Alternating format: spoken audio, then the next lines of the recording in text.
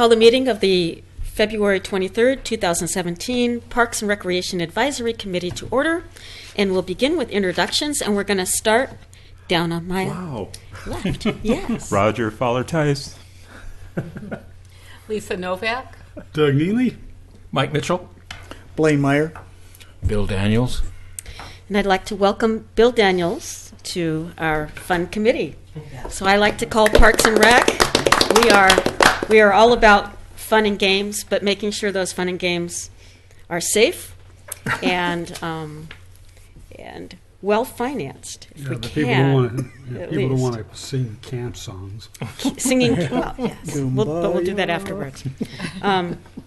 So I would ask if there are any changes or corrections to the minutes from the last meeting.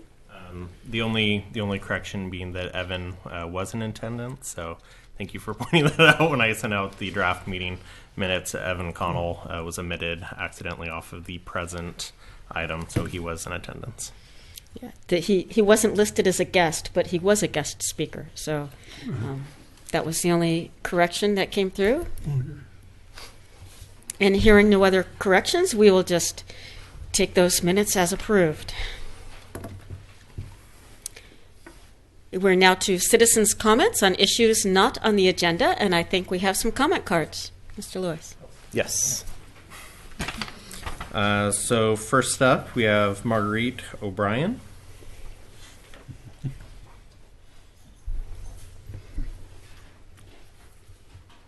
Good evening. I didn't plan on speaking tonight, but when I looked at the minutes, I noticed that our park, I am Marguerite O'Brien, and I'm from the Hazel Grove neighborhood, and that is where the Filbert Run Park is.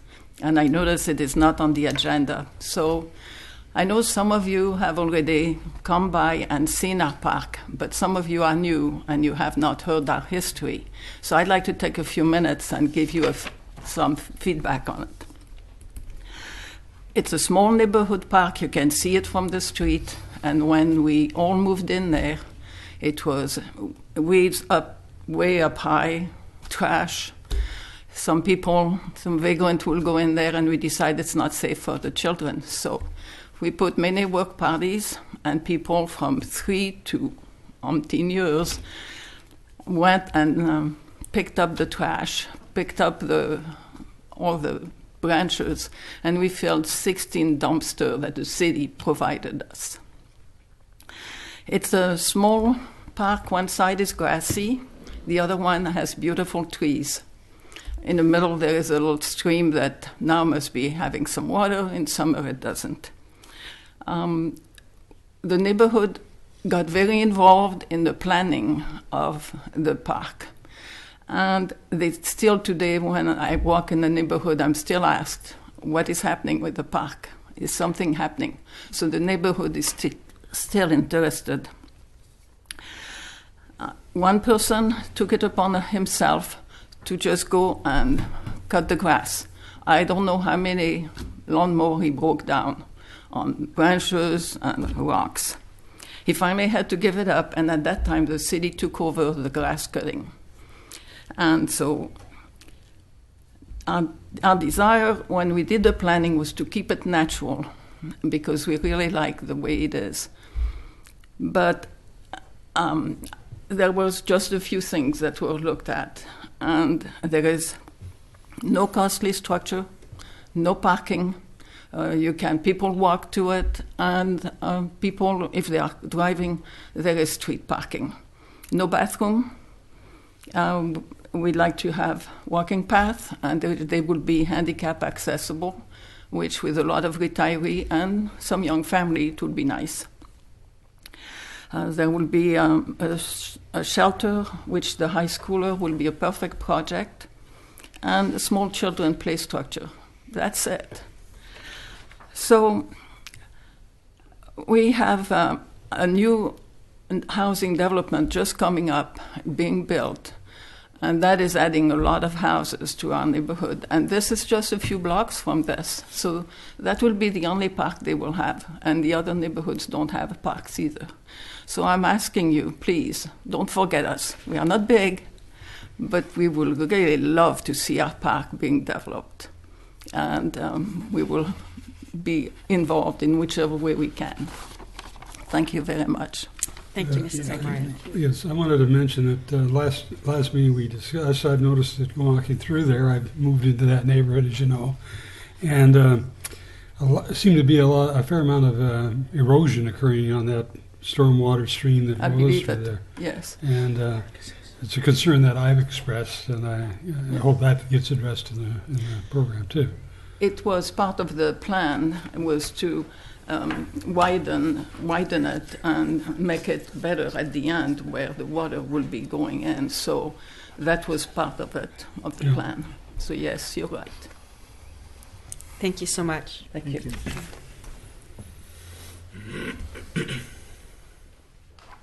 Was that the only one? Did we? Okay.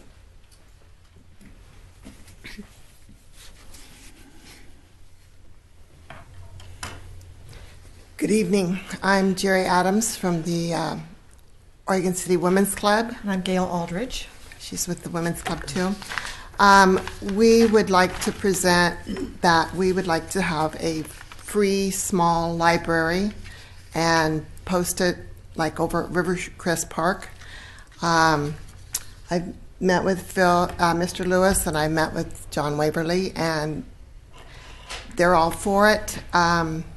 Gail has been in contact with the high school and the shop teacher. The woodshop teacher at the high school, I just had an email conversation with him yesterday, and they are in the process of designing and then building some of these little libraries that will be donated to some schools and then to any organizations who might want them. So it was just serendipitous that I happened to email him yesterday to ask about it being a woodshop project. So we're on their plan for receiving one of these little libraries sometime in the spring. And at this point, we haven't even yet taken it to the board for the Women's Club. Jerry and I are really in fact-finding mode at this point, so that when we do go to the Women's Club, we'll have answers to whatever questions they might have. So we know that we are getting a library. We're just not sure where we're going to be putting it yet, and we're here to see if we can get permission to place it in one of the parks in Oregon City. We thought about Rivercrest Park. We have two members that I know of, maybe three, that live right in that vicinity that walk their dogs through there. I know Judy lives there, and Diane McKnight lives there. Can you pass that around? It'd be kind of. Oh, sure. I'm the blind guy in this group. Here. We're not sure which one they're building for us. We don't but- know. They're designing their own, and we're just the happy recipients. We'll take whatever they give us. And they walk their dogs there. They can keep a daily eye on it. And between Gail and I, we'll make sure that it stays stocked and taken care of. How does it work? That is, What is a It's little a- library? What is a free little library? It is a book box. A cupboard. Like a cupboard with a glass door on it. It'll have a sign on it that says, take a book, leave a book. And it's, we thought a park could be a good place because It's a book exchange. it's a book exchange, and when you take your grandkids or your kids to the park and they're playing, you might want something to look at or read, or maybe have the little kids read them a story or something. It'll be have both children's books and adult books. And And would you have somebody perhaps that would take care of locking it up at night for the vandals? That would actually be my question, about what your experience might be in terms of vandalism. Primarily when I've seen these little libraries, and I do see them around a lot. there's 6 of them in Oregon City right now. Yeah. They're in somebody's front yard. Right. I have, though, seen them in public places. I saw one in Multnomah yesterday, and I've seen them in Sun River. But I have to say that is a little bit of a concern for me if we have it in a public park. What are the chances it's going to get flattened or, I don't know, tagged or something? That is my biggest concern about a park. That's probably something that John Waverly that'd be another person to ask about what his recommendation might be. That's what I suggested, maybe Rivercrest or Chapin, and he said no to Chapin because there has been some vandalism, but he thinks Rivercrest would be a very good because of the way it sits in the neighborhood with all the houses and It's everybody more around it. And neighborhoody. Yeah, it's very neighborhoody. And the fact that we do have some members that live right there in that neighborhood.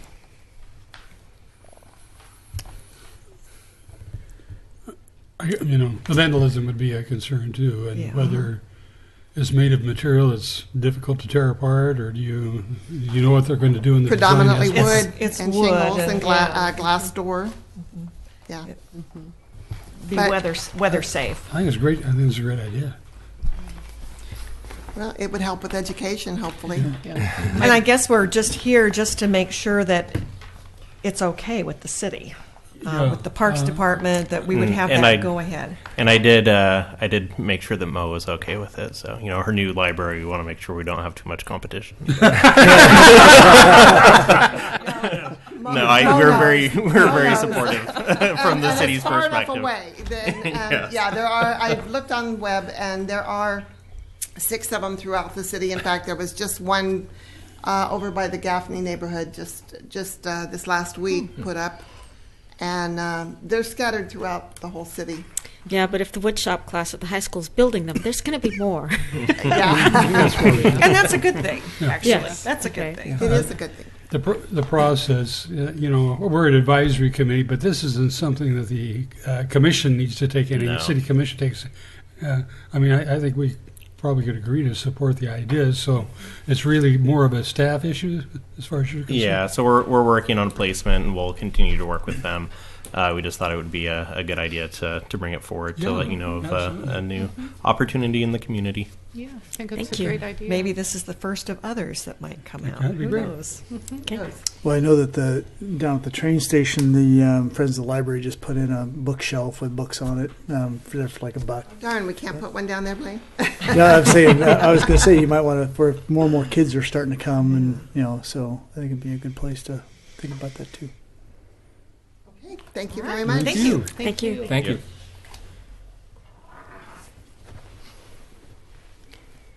Any other citizen comments at this time?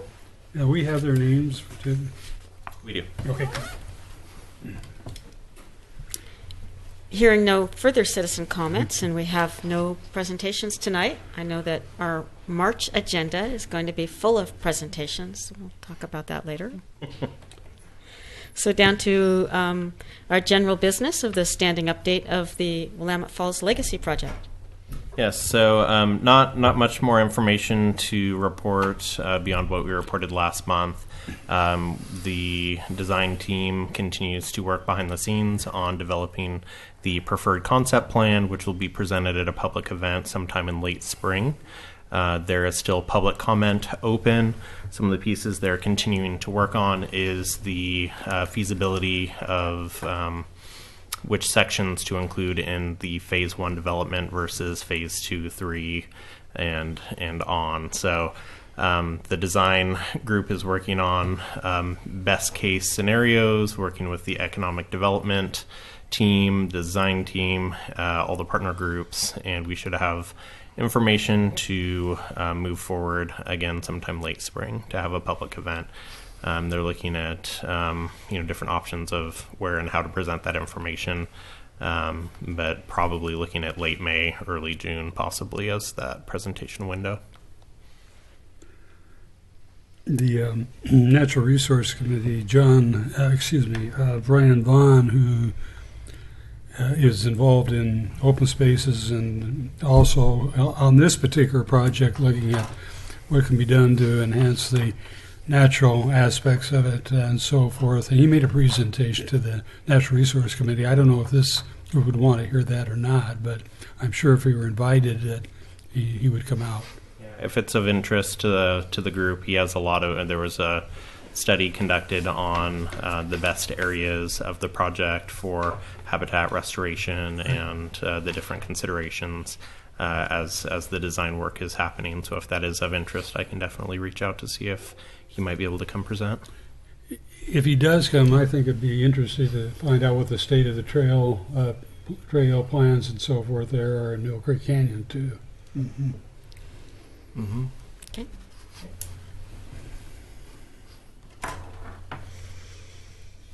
Any other questions on the Willamette Falls project? Mike? Well, I just say I got an email from them earlier this week, which it was just an email blast to their whole list, I assume. And it for those that went to the evening at Clackamas Community College, and we did all the exercises with looking at 6 different areas, I think.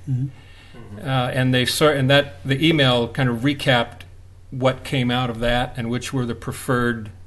It's still a 5 mile high view, but it's a little closer as to what people preferred to see in each of those areas. So it's starting to take some shape. It It's is. exciting. Yeah, definitely. Let me ask, I thought I read either in the minutes from perhaps it was January or December, that there would be tours offered to the PRAC itself at a particular time. Have we heard any more about when that might be? I have made it known that the group is interested. I will have to follow back up with them to make sure that we actually have a window of opportunity. So I will follow back up with them again. Maybe some kind of a Google Doc so we could all say when we're available to go, if possible. Guys, who has not had a tour yet? I have not. Okay, Lisa has not. I've taken citizens tours. Okay. And every time, I've only been a couple of times, but you definitely see new something things there. each time when you go. Yeah. So if you've only been once or twice, or if you've been a number of times, They It usually depends. do them on Fridays, and I think it's because that's when the planning department's offices are closed, and so. yeah, typically it's Friday afternoons, and I believe 1 o'clock is typically the time. Is 1 to 3 is the time they typically try to schedule them. So we might look at if Fridays are definitely not an ideal time for the group, we can maybe try to request a different time frame if there is a better time. But Friday afternoons, and I'll connect with them and try to get something scheduled. A couple of different days as options. So let me ask then, for the public's sake, those who are watching the meeting tonight, if they're available, they need to. Is it a reservation on the Fridays, or they just show up usually on Fridays? And where do they Reservation. show up at? Yeah, so it is a reservation. Typically, as of right now, they've been opening them up to specific groups. So I would probably recommend anybody who is interested to work with their neighborhood association, or you can contact planning and they can let you know the next available tour if there are openings. But as of right now, I believe they're scheduling specific groups of individuals based around economic development or neighborhood associations, things like that. Okay. Thank you, Bill. Okay. Waterfront master plan. I received all those beautiful pictures in the second email, so I haven't had a chance to dive into that. Did any of the rest of you get a chance to digest that waterfront master plan? Take a look at it? Yeah, took a look at it. Took a look at it? Yeah, somewhat digested. Okay. Roger, any comments on it? Well, there's a lot there. There was a lot there. I'm going to wait until I can digest it a little more. All right. So. Okay. So we have this as a standing item on the agenda after our conversation at last month's meeting. At this point, we don't have any firm information to present to the group other than we will be beginning to develop the RFP to go out for a proposal for an update of the master plan, which again would include Clackamas Park, the boat dock, the boat ramp, RV park, and then the 2 properties across the street, which are adjacent to the McDonald's property. So those would be the focus areas of the master plan work. And it's been listed as a goal of the commission going into the next biennium. So our hope is to, as we talked about at the last meeting, try to plan so that we can have this ready and available to start hitting the ground running as soon as possible, knowing the window of opportunity for the update of the ramp is going to be timely. So make sure that we hit that window of opportunity to not lose time on having the ramp being available to the public. Okay. Is there a deadline for our review, for us to fully review the document? The document at this point is more of just background information. If you have questions or would like to discuss it further, you can set a meeting with me. But as that will be used as kind of the base point for developing the new master plan for that area, is kind of the work that's already happened. The waterfront master plan was used to develop some of the other properties, including the Cove and John Storm Park. And so this is more of a focus on the central aspect of the plan, which was Clackamas and the associated properties. Yes, Mike. Just a couple of observations. First off, I guess some people I don't know if you'd say they're gluttons for punishment or what, but I thought it was kind of interesting that Commissioner Renata Mengelberg was on the Planning Commission as far back as when that master plan was done. Doug Neely was a city commissioner, and Bill Daniels was the chair of PRAC. So some people can't get away. And I guess the only thing I'd say about it, the thing that jumped out to me was the recommendation that the RV park be removed. So I think, to me, that's a giant domino that, that's a big component that's going to have to be decided on, because, whether or not it frees up a big piece of real estate or gets reconfigured somehow so that it doesn't kind of cut up the park the way it does now. I think that's something that's going to take a lot of fact finding. Yeah, I'm glad you brought that up, because I guess from my standpoint, it seems a little premature to do so. If we're talking about major tourism draw at Willamette Falls, and we want a lot of hotels, but a lot of people are going to, if they come here, they're going to come here as tourists and vehicles. And I think there should be a big dialogue about it. And it appears to me that at least the commission that was sitting towards the end of the last year, the city commission really seemed to be supporting still that idea of closing out that park. And I think there should be a real major dialogue about it particularly from the tourism aspect. Yeah, I wasn't. Don't get me wrong. I wasn't recommending one way or the other. I just found it interesting that it was there. Yeah. But I will say I would hope that it could be reconfigured somehow so that it isn't blockading one of the nicer areas of the park, which is that area next to John Storm. And now you really can't get to that as a pedestrian or a bicycle, whatever, without going, through the RV park. Yep. Yeah. So speaking of bicycles, another part of our tourism here is bicycle tourism, which will grow, and especially when we get the Riverwalk in. And we had a group from the Siskiyou Club that wanted to. They had a group of seniors that touring Oregon on bicycle, and they wanted to stay here in Oregon City. Half of the group wanted to stay at the river shore. The other half wanted to camp. And Scott Archer did give a one-off allowance on that. But I think as we, continue to develop our tourism and cycle tourism will also grow, and it'd be nice to have somewhere for these folks to go and be able to camp in the city.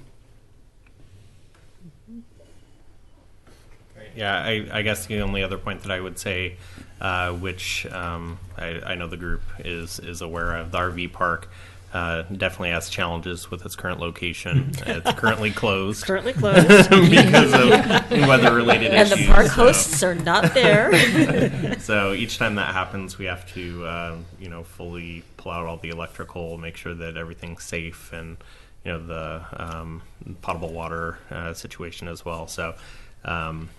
Lots of things to consider, and definitely I think that's why the commission was so supportive of going back, as much as our mayor has said he hates reports on master plans, things like that. They were very supportive of going back and re-looking at a master plan for that property. So, quick question: the property next to McDonald's, across the street. Yes. Is that still for sale? I see it's not on the city website, but the sign is still up. it is no longer the commission requested that it no longer be available for sale at this point until we can determine what to use the property for. Cool. Okay. And talking about being prac chair way back when, that site, curiously enough, was what prac had recommended to be the skate park bowl. And to move it out of that park, and the horseshoe people were in agreement that was a good idea.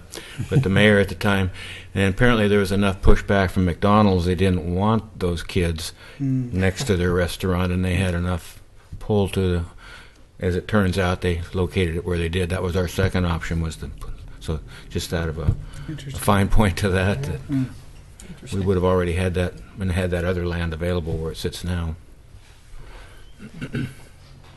Love the history of this city. Things we can learn. Is that Fowler? Yeah. Any other questions? That's going to be a continuing discussion, and thank you for keeping that as a standing update. And we'll be watching that coming forward. Anything on the Ermatinger House? So the only information to share on the Ermatinger, we are still continuing to receive bids and quotes on the drywall and painting of the interior of the building.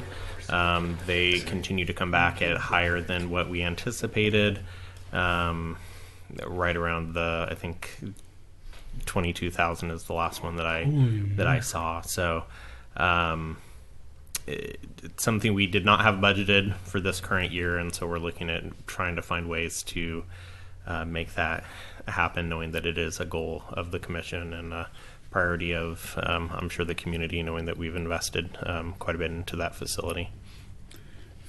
I guess I'm into tours. I had a chance to go into the Ermatinger House, and the architects were looking at it and finding all kinds of interesting things, including that half of that house appeared to be built. I'm not talking about the back end, but half of that house appeared to be added onto, and another side added on at a later point, and triggering the notion that it might be it might be older than the stated, I think, 1845 date or whatever it was. But if there's a possibility of us going into the place, and perhaps somebody actually, probably the architects aren't involved anymore, but, or without being paid, somebody that I know planning is involved in that effort. Maybe somebody from the planning department can talk to us about what changes were made to bring it back to what it was earlier on.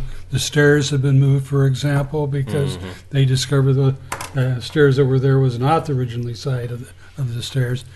It'd be kind of nice to look at it and learn a bit about it. Okay. Yeah. Denise Conrad was pretty involved in that process as well, so I'm sure she might be a good resource for the group to tour, as well as our planning department. Yeah, that's right. So if it is of interest, and I know we have quite a few items that have been brought up as far as off-site visits, so maybe I will work with the chair and vice chair on determining timing with off-site visits, as well as presentations and kind of those larger ticket items for time frames. Historic Review Board might like to go in there too.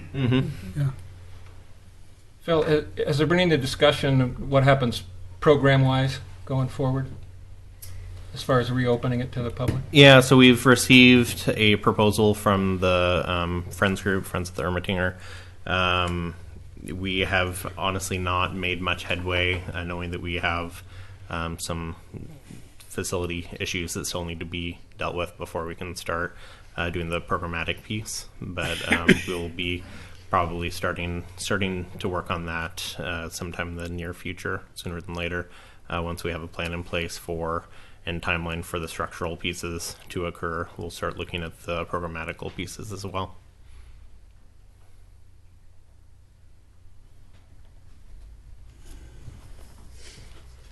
Any other comments on the Ermatinger House? Hearing none, we move on to our PRAC goals update. And so those documents are attached for you, either online or if you printed out your copies. I know we looked at these a bit last month. And, So these were a compilation of the comments. previous draft version as well as the comments that were provided at the last meeting in one combined document.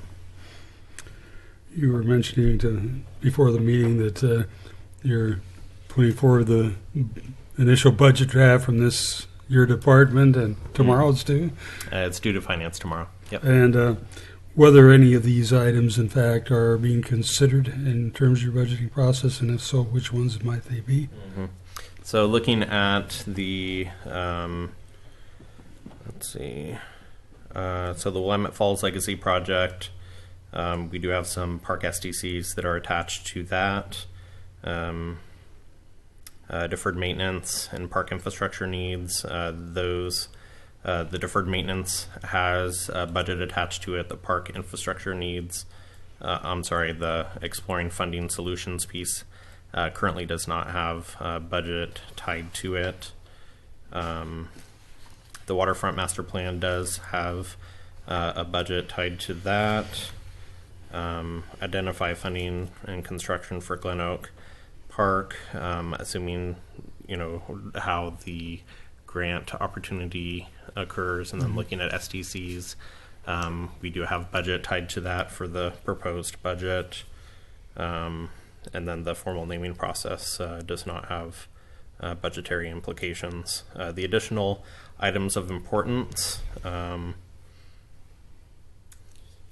we currently do not have budget tied to any of those additional items.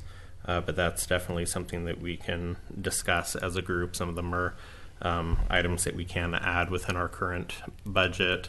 Other items would need probably some reworking of the budget to make those priorities.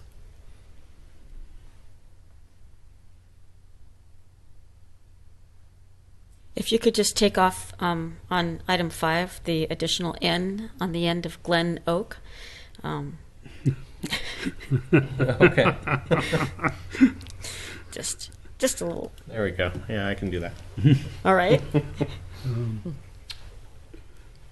Some of these things might be, in fact, community activities on the additional items. Maybe we can pull out some students out of their horticultural program or something out of the college in terms of the monarch butterfly habitat piece or something. So it might be some of these items we won't require much in the way of budget, if anything, if we can get knowledgeable people to work with us on some of these things. Yeah, and I know that the Parks Foundation is working on looking for grant opportunities for some of these items as well. But definitely working with partner organizations is going to be key to achieving a lot of our goals as a group. Just a question for the evaluating the effectiveness of the dog off-leash areas. I mean, how much staff time has that taken, and where are we going with that? At this point, I have not asked for a formal report back from park maintenance in regards to staff time and additional costs associated with the dog off-leash areas. I will say that we don't have a lot of complaints about those areas currently, and to my knowledge, they aren't areas that we've had that I've heard of any additional stresses in terms of maintenance for staff. So I would consider them successful in their current use in those areas. Did we ever get a garbage can put out? We have not had a garbage can placed yet Okay. back at Barkley. The parks guys with the inclement weather issues that we've been dealing with have been really busy in other areas, and so that has not been addressed yet, but is still on our list to address. Okay. As well as the flags. Oh. The At Jacobs Plaza? Pioneer Center, yes, at Okay. Jacobs Plaza.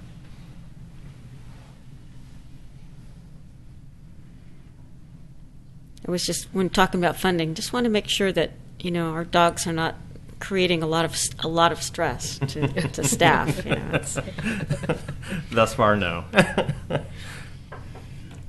Are there any items on the on the draft copy of the goals that might need to be changed, or any additional items that I might have missed. The only thing I thought of was, so Willamette Falls Legacy really isn't part of the formal parks program, but then neither are Kanema and Newell Creek Canyon. It'd be kind of in the same spirit as wanting to keep our finger in the pie with Willamette Falls. It'd be good to kind of, keep an eye on Kanema and Newell Creek. The metro area at Kanema, you mean? Because we do have a couple of city parks in Kanema, True, too. yeah. Yes. Correct, yeah. So we do have Newell Creek. the Kanema Children's Park, which is directly adjacent to the Kanema Bluffs area. And I will say the Willamette Falls Legacy Project is something that we have dedicated staff time going towards. And so I serve on several committees in relation to that group. And as of right now, it's not been determined who will eventually be operating that facility. So it could still be that Could be us, it ends yeah. up falling on the city to operate and manage. I definitely support that being in the goals, but I just thought it'd be nice to have Kanema and Yeah, and I know it was one of the topics that had come up at one of our other meetings to have Metro planning staff come and do another presentation on the Newell Creek project. And so, again, working with the chair and vice chair on probably looking at presentation schedules. nice. Well, I'll jump ahead on that, in that if anybody really wants a heads up on that, there will be a meeting on Tuesday, March the 7th at Living Hope Church at 7 p.m. because they are having to come and present to the Neighborhood Association because they are starting to move forward on their trails. And so that presentation to all properties within, 800 feet of their, where they're going to be building those trails. They have to do this presentation, and so they couldn't even wait to our April meeting. They want to get it done in March.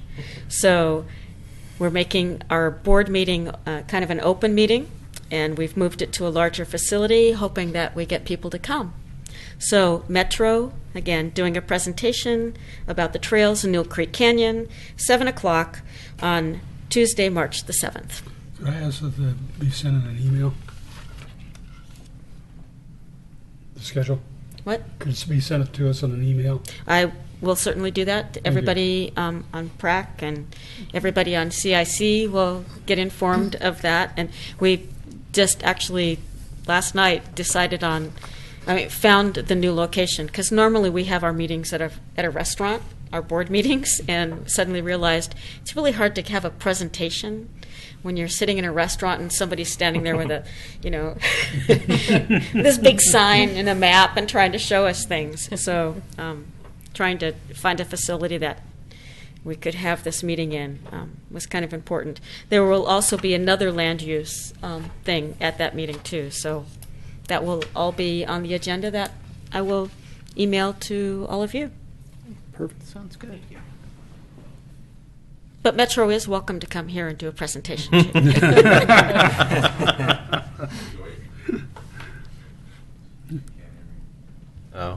John's asking a question.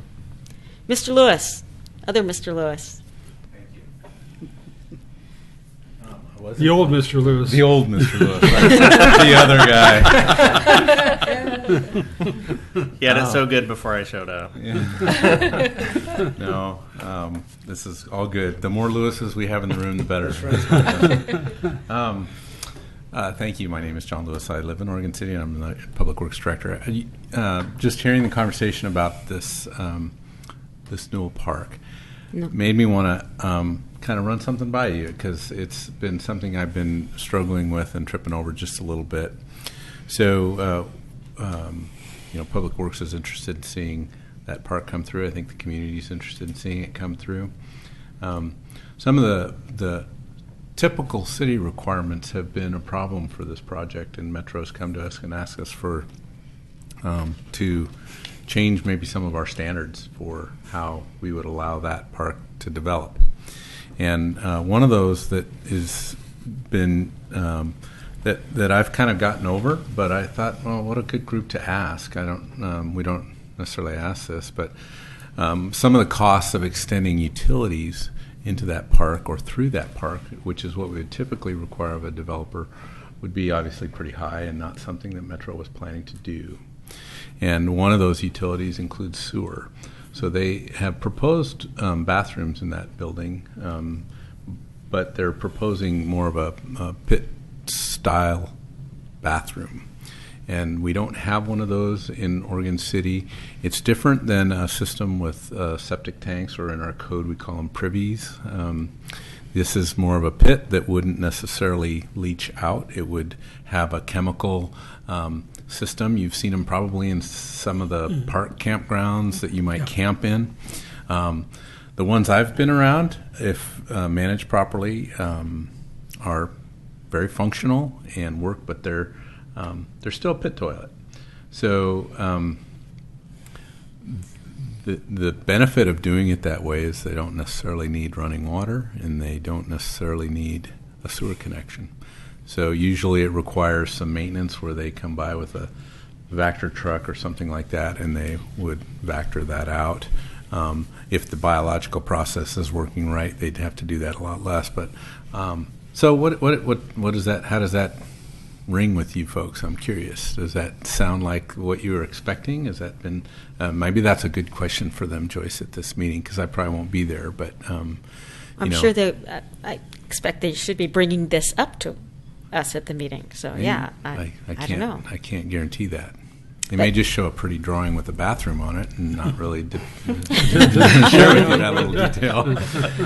Is that the only issue, or are there other? No, there's other issues which typically we require water lines to be looped and connected, and in this case, there's a couple of dead end streets in that neighborhood. Yeah. So a lot of the connectivity is some of the things that they would prefer not to have to do. They definitely don't have the budget for it, and we've heard it would impact the project in the sense that they couldn't build the project. So, for instance, Joyce, on the street that you live on, we had hoped to have at least some kind of connectivity that would help with some of the problems that we have there now, which is delivery trucks that have to turn around people's driveways to get turned around, maybe the mailman, those kind of things. So.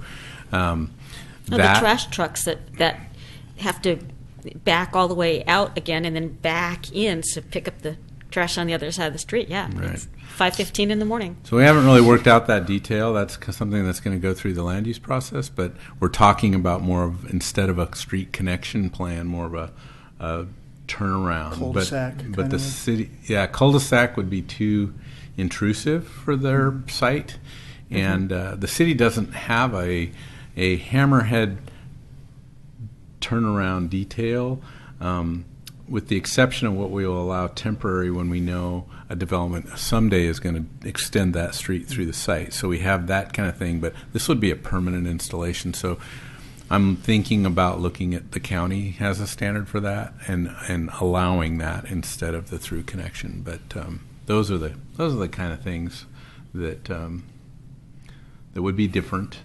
And, if it's not a through street, it might help, and you might not see as much drive-through traffic as well. So there's a benefit of continuing it to be a dead end. But I definitely get the vehicles, utility vehicles especially, that need to back all the way out. That's not a great situation. So it'd be nice to fix that. So anyway, just thought I'd offer that. Thanks for the opportunity. I'll throw my 2 cents in.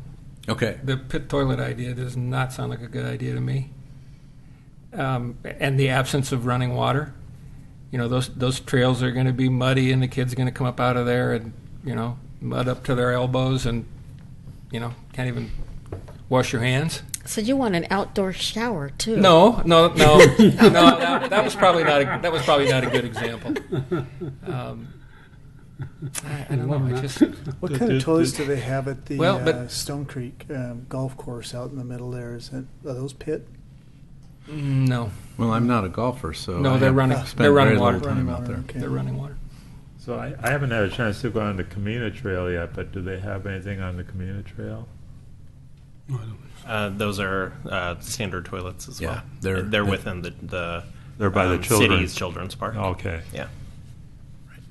Yeah, I've experienced pit toilets with the state parks and also the forest service. That's what they operate. And generally, my impression was that if they're cleaned often enough, that's the key, then that reduces the problems for odor and, of course, sanitary. And they do have water containers that you can push and then wash, and they can provide paper towels there. But again, it has to be serviced regularly. That'd be the biggest issue, to keep it so that people are happy with that kind of a solution. So they put in a Properly tank. ventilated. Yeah. They put in a tank of water for the hand Right, washing. right. Okay. Well, a Girl Scout troop stayed at a snow park one time that had a composting toilet, and it, seemed to be pretty nice. There was no odor or problems or anything with it. So, and this is 20 teenage girls. Come on. But yeah, thank you for bringing that to our attention, and especially my attention, because that will be kind of like across the street from my house. So. Yeah. So, I mean, so far it's been concepts. We just met informally with them and kind of they ran those ideas by it. I thought like that maybe that's an option. And But it's really not that far for them to bring in water. I mean, at least where I saw their plans were where they plan on putting in the bathroom structure. Doesn't seem to be that far from where we currently have water and sewer. I don't know. all perception of Yeah. everybody's perception of far. Right. But, Yeah, I kind of that's agree with you, true. but But you have an idea of what those costs would be to them. yeah, we haven't done an estimate for them, but we just know, it would be our standard. It's not inexpensive to build public water lines. Yeah. We know that because we do it regularly. Yeah. And they would have to build it, they're at the disadvantage of their public agency, though, so they pay prevailing wages and those kind of things. So I guess I feel that the expectations of people that are going essentially into a nature park are not the same as those that are going into a park where you have tennis courts and, That's a and good point. playgrounds Yeah, and so that's a forth. good I point. think they're definite expectations. yeah. Yeah. So That's good. That's a good. And Okay. could you do a phase 1 and phase 2, 10 years, do a pit toilet, and then, as funding becomes available, go high tech? I guess there's never going to be more funding available than there is Right for now, this project at the beginning. But yeah. Well, thank you for the feedback and the time. I think what I'm hearing is, it's probably not a deal killer. So Thank you. No.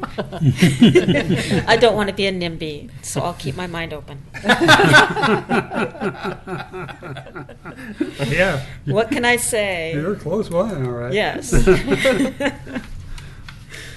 All right. Place to use your So back to our goals, which we kind of need to adopt so that Phil can get some idea of where we're going to be going here.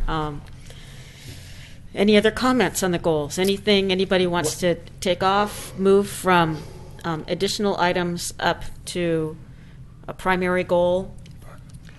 I guess I would ask, if I may, if the budget issues, are there any of these things that are unrealistic to deal with in the next biennium? Any of the things on the list in whole or in the In the list, yeah. Because I don't want to concentrate efforts on something that really he feels would not be able to be achievable. I would say that we probably have a good person in the room to discuss one of the additional items of importance to PRAC, because we really don't have funding in the parks budget currently for trail connectivity and wayfinding signage mapping. But there might be some active transportation dollars that might be available for projects like that. Are you eavesdropping again, John? He's trying to ignore I think us. he's trying He's to not. really, really trying to ignore So us. I think Are you still talking money? Yeah, we are actually. I think that's that one, and then again looking at maybe the dog off leash areas pilot project and determine next steps. Whereas, if we're looking at developing an actual dog park it Fencing isn't it? attached to Glen Oak, then that would obviously have a budgetary impact and would need to be something that we have to look at priorities from a systemic standpoint. The item in question that is drawing up here is identify trail connectivity and access through mapping and wayfinding signage.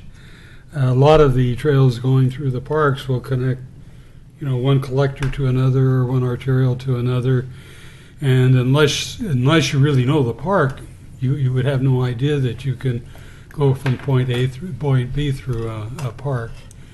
And he said he doesn't have money.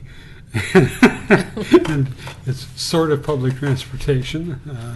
Yeah, it definitely kind of falls into that pedestrian and bike kinds of projects. Right. So, I think where I was this is one of those signage issues that was brought up. There was also something about creek crossings, Right, those kind of exactly things. right. And That's a so, my thought on that is it'd be nice to deal with them over time. I don't know if you have specific priorities. It'd be great to sit down with our GIS folks and figure out which trails you're talking about. And every sign is like, by the time we get it built and in place, and if we're talking our standard street signs, they're probably close to $250 a piece. But when I don't know if you're thinking custom signs that are more, along the lines of what we have on the promenade, the promenade, then, that's different. And then, there's always a design, the choices of going through and picking what that would be. Still probably qualifies, but I don't know what you had in mind. But I think if it's really just trying to find, maybe some key routes and getting those signed, it'd just be good to know what they are and what you were thinking. And I think we can find that, especially if we try to do that over a series of 2 or 3 years, depending on how many of them we're talking about. We can do that. Yeah. Thank you. I'm going to leave. Thank you, So, John. I'm really not sure which committee that's falling under, because it seems like it's a lot of a crossover between natural resources and parks and transportation advisory Yep. and public works, and maybe there needs to be a kind of a subcommittee Ad that hoc has subcommittee. that has a representative from each of the interested groups, and Mr. Neely represents 3 of those 4 groups. two city groups. So, no, we'll keep that in mind, of forming an ad hoc advisory council if we can find interest in the other groups to do so. Great. I am willing to take any motions about changing these draft goals to something a little more permanent. Well, I move to adopt the goals, unless somebody wants to really do some major amendments on it. Second. Okay, so it's moved by Doug and seconded by Mike. Any other comments? Okay. No. Just all in favor, say aye. Aye. Any opposed? Hearing none, passes unanimously. Thank you very much. Oh, everybody's favorite, and I see some people just came into the room wanting to hear just about this. Perfect timing for the Buena Vista House.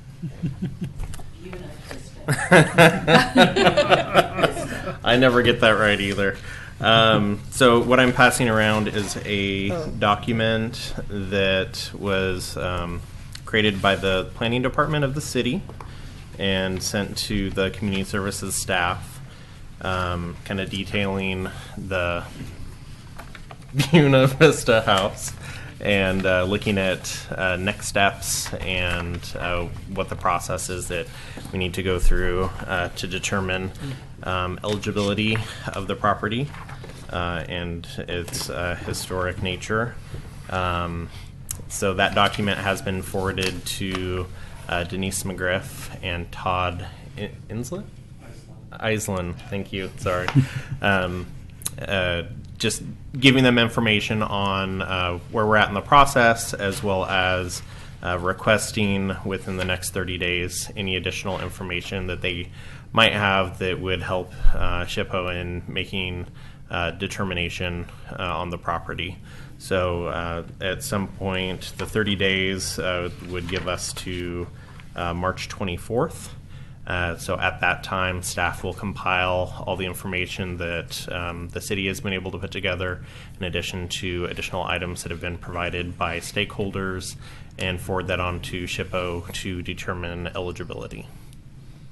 And so this is just a general update as to where we stand. I know it's an item of importance to many in our community, and I do appreciate the time and energies that Denise and Todd and others have put into this property and assisted myself in getting a little bit more up to speed on the property, as well as helping us to move forward to save the property if possible.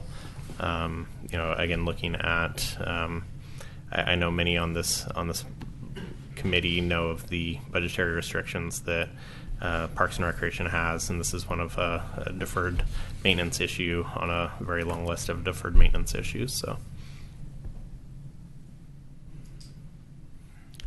I would like to make a comment, if I can. Just appropriate. I know that the house itself has been falling into more disrepair because the power to the house and the both heat and light have been disconnected, and so it's subject to vandalism as well, as we know when that sort of thing does happen. But I have friends who were married in that community center and had parties. We had parties ourselves as residents here, and it became a good money maker too for the city. It was nothing like Clackamas Park, for example, but certainly it helped to pay off a lot of the maintenance costs that it kept to keep that going. But it also put a lot of people into that park for the right reasons. There's a restroom that's not the most pleasant restroom in our system either, and usually it's closed because there's not a lot of use in that park. There's no there is reservation systems, but a lot of people don't use it simply because it's it's a low priority on the maintenance schedule that they already have, and so a lot of it comes through volunteer effort to keep the park, Atkinson Park, in use. And I'm just real hopeful that this can be the beginning to add a beautiful park back into our system and get a lot of use by neighbors in the community and appreciate it for its value, and certainly having volunteers willing to help to get the building to the point where we can get some additional funding perhaps to get it back to what it used to be. Thank you. So I will say, following up with that, so once the 30 days has passed to provide the information to SHPO, and then SHPO has 30 days to make their determination, we'd be looking at sometime mid-spring and starting to set up stakeholder meetings to determine next steps, knowing the information that we do have from SHPO to help give us direction moving forward to operate the facility. Would the stakeholders meeting also be talking about potential use of the facility as well, or is it just correct? Yeah. So what? Again, I'm open to determining whatever the best use for that facility for the community, and knowing the challenges that we have budgetarily, and knowing the operational challenges that we would have with operating another facility. Working with the stakeholders on determining how we can best support the facility and support the community, utilizing that as a resource, or if we're not able to put together enough support in order to maintain the facility, what those steps would look like. At this point, there's been no determination in the community services staff as to direction of what we should do with the facility. This is, as you are aware, I'm newer to the organization, newer to the city, and I've come at it as a blank slate and really trying to find best case to serve the needs of everyone. Do we have any indication on what it would cost, the cost and materials? if we had volunteers willing to put time into it, do we have any cost on materials? There was a very, very rough estimate the city received prior to my arrival, which was not inexpensive. Okay. Um, Up there. hundreds of thousands of dollars. So the question I have is, if it were, Bill Gates decided to help us out here, and and it was rehabilitated, could it be self-sustaining if rentals increased, and as far as maintenance, could it be self-sustaining? Possibly. It would. Without doing a little bit more research into ongoing capital expenses for that facility. I know, looking back at some of the data, when we were operating it as a community space, we made I think $3,000 to $4,000 a year operating that facility, which, in direct costs probably would cover direct costs, but I'm not sure if it would cover ongoing capital needs for a facility like that. And I'm trying to recall too, is there really a parking area for Atkinson Park? Not really. Okay, so And it's there's- 2 cars, maybe? Yeah, there's a asphalt pad, but not really a dedicated delineated parking. Just And those are some of the FYI, considerations. when we were looking for a permanent dog park, a dedicated dog park, I guess I should say, the first thing that kind of knocked that park off the list was the absence of parking. Yeah.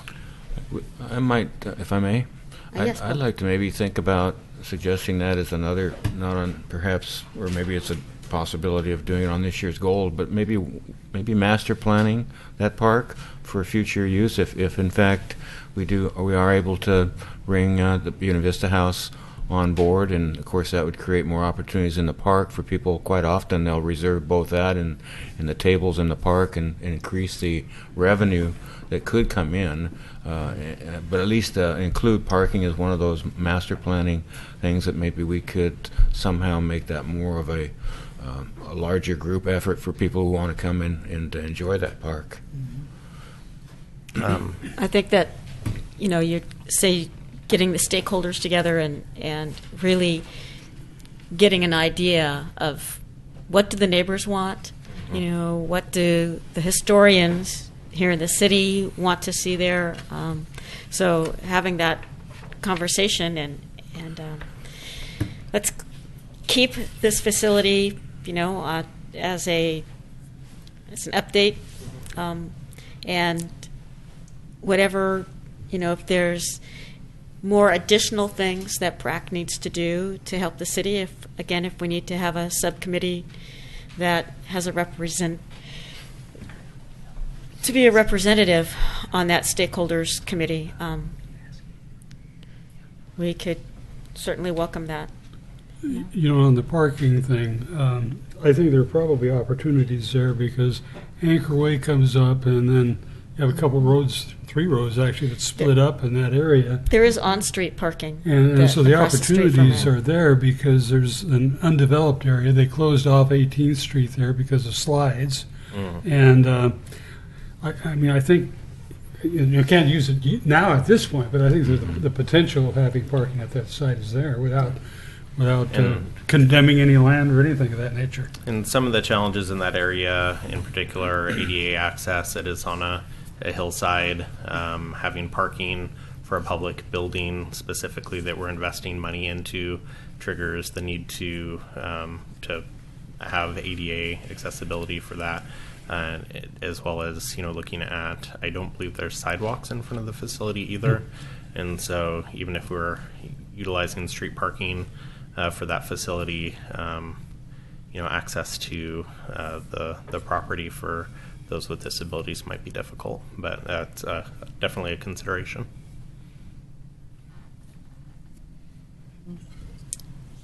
Okay. We did have two members of the community that would like to speak on the agenda item.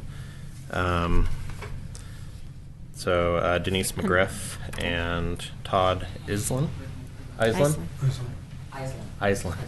Thank you. I apologize. Island.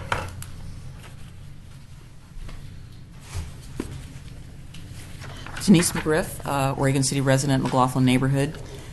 For those of you that have been around for a while, when we did our comprehensive plan update in the late 80s, we had an active Buena Vista neighborhood. I was told under no certain terms by Irma Sullivan, and many of you don't know her, she's gone on, but Irma used to work for the city at one time, and she was very clear that it was Buena Vista, not Buena Vista. It's not Spanish. It's Buena Vista. So I said, Irma, you've lived up there for years. You should know, right? It's your neighborhood. I totally believe you. I